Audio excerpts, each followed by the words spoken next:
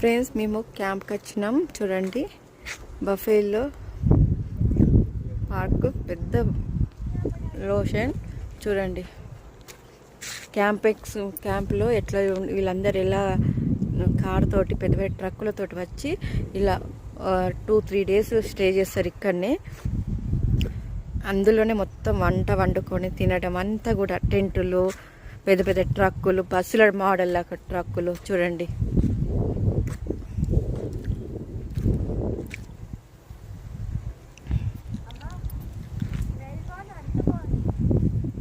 చూడండి లొకేషన్ చూడండి. ఇంకా మేము వాటర్లోకి వెళ్ళలేదు. ఇంకా సాయంత్రం అయితే నాన్ వెజ్ తెచ్చుకున్న వాళ్ళు నాన్ వెజ్ తెచ్చుకొని ఇక్కడ స్టవ్, ఇదే స్టవ్, ఇదే ఓవెను అంతా కూడా చేసుకొని ఇలా ఈవినింగ్ పూట స్టే చేసుకోవచ్చు. దీనికి కూడా ఈ ట్రక్కులకు కూడా ఛార్జ్ ఉంటుంది. ఇవన్నీ కూడా పర్సనలీ కావు, రెంట్కి తీసుకొస్తారు. రెంట్కి తీసుకొచ్చుకొని దానికి సపరేట్ పేమెంటు, లైసెన్స్ ఉంటుంది. అలాగే ఎంట్రీ ఫీజు కూడా సపరేట్గా ఉంటుంది. దీనికి ఫీజు కూడా ఎన్ని రోజులు అనేది స్టే చేస్తారు ఇక్కడ అనేది కూడా మనం కంపల్సరీ డీటెయిల్స్గా రాయాలి. చూడండి, అందరూ డిఫరెంట్ ట్రక్కులతోటి తీసుకురావడం జరిగింది. చూడండి ఎంత బాగున్నాయో.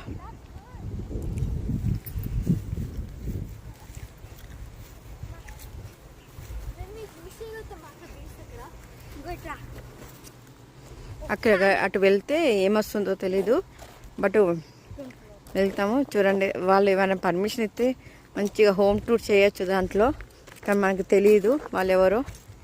అందరూ కూడా బాగా కెనేడియన్ పీపుల్స్.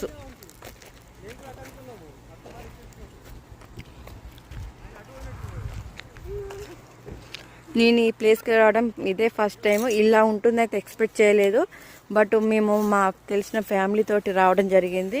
బాగుంది.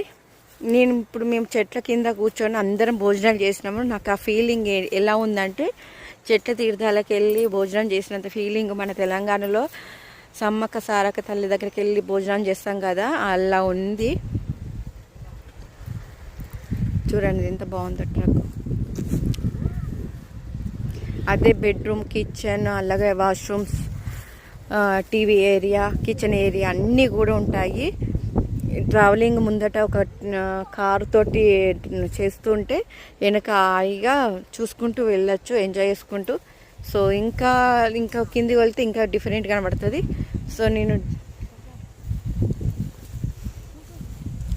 డిఫరెంట్గా మీకు చూపిస్తాను.